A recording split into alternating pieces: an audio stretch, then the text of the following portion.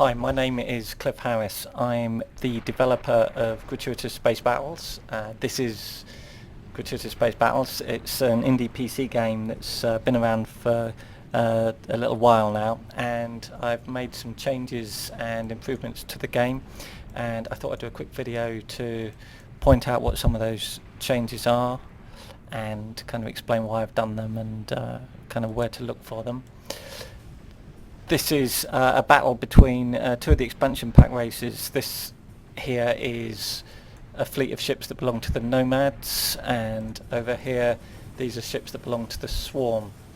Now that's one of the changes there, that effect when shields get hit, you get a kind of glassy distortion effect. This is something that's in the game that came after it, which is Gratuitous Tank Battles, and I thought I'd go back and include that effect, those sort of effects, in this game as well. If I can find a ship that's about to be blown up, I'll show you another one of those effects.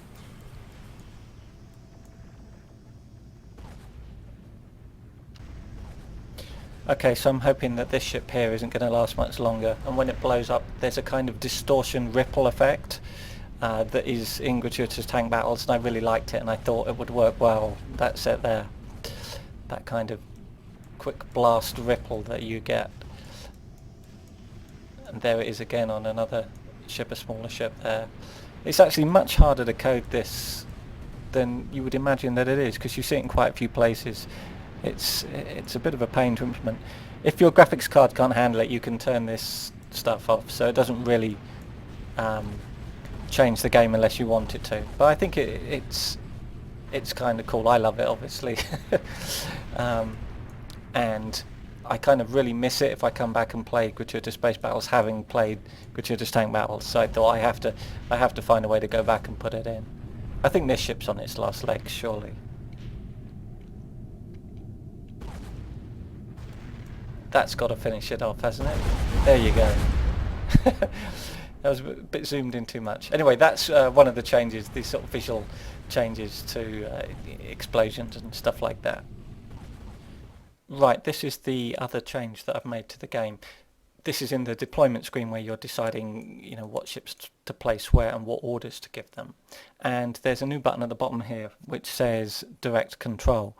You can only turn this on if it's a single player battle. In other words, if it's not a challenge that you're playing online and if it's not part of the campaign game.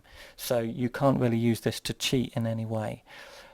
Or to give you an advantage, because effectively it's a single player option, so it's just another way to play the game.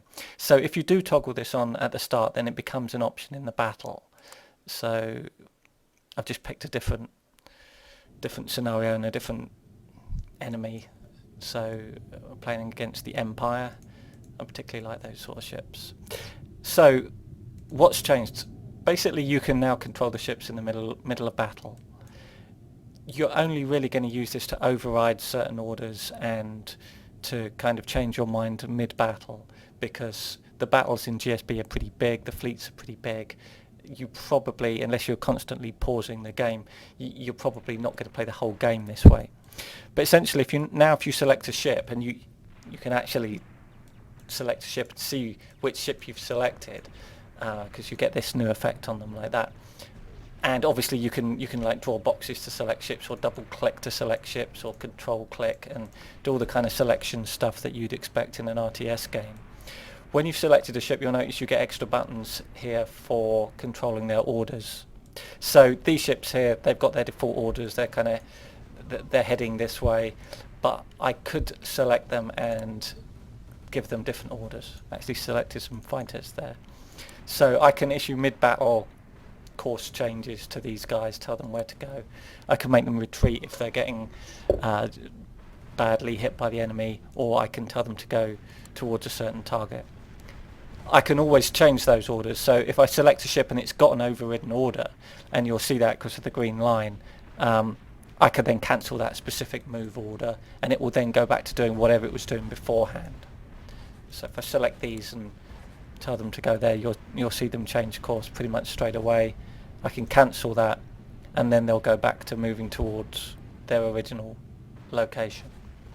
So you can do that with movement. You can also do it with combat. So we'll go back up here where they're actually near the enemy. So if I select a ship, as well as right-clicking somewhere and telling it to go there, I can right-click an enemy ship, and then you get red lines, and that is a fire order. And again, I can cancel that fire order if I like. So for example, if these ships were concentrating all their weapons on enemy fighters that are hassling them, that might not be very efficient. So I might say, no, you want to concentrate fire on this cruiser. That's the main thing. Don't get distracted. The other level of doing this is to give individual orders to specific weapons. So if I select a specific weapon like that missile launcher, I can then right-click an enemy. I then get a red line, and that is directing that specific weapon. It's a battery of 2 in that case, to open fire on that specific ship. So I can do that for each weapon. So each individual weapon on that ship could be told to attack a different enemy. And that might be very helpful if you've got certain weapons that are good against frigates and other weapons that are good against cruisers or whatever, and you want to be very specific in how you set those up. You can also select those weapons down here. So if you're clicking on the icon for that particular weapon, then it's the same thing. It'll highlight that particular system. Okay, the other thing that you can do, if I've got any ships left, these guys are doing pretty well, is you can pause the game if you click on edit orders, and then you can see all of the orders that specific ship has, and you can do anything here that you would do in the deployment phase. So I can get rid of the cooperative order, I can add in the retaliate order, and I can change the ranges and priorities for the different weapons classes. Basically anything that I should have done in deployment I can change and override here. You can do that with any ship. You can even do that with a fighter. I don't think I've got any left. I haven't. Only frigates. So basically now you can control your ships as you would do in an RTS game, more or less.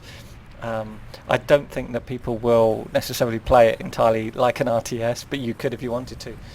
I think more likely in a situation where your orders haven't survived contact with the enemy, you can take a ship like this that's kind of not doing anything particularly useful, and you can give it mid-battle orders that make a lot more sense than they would have before.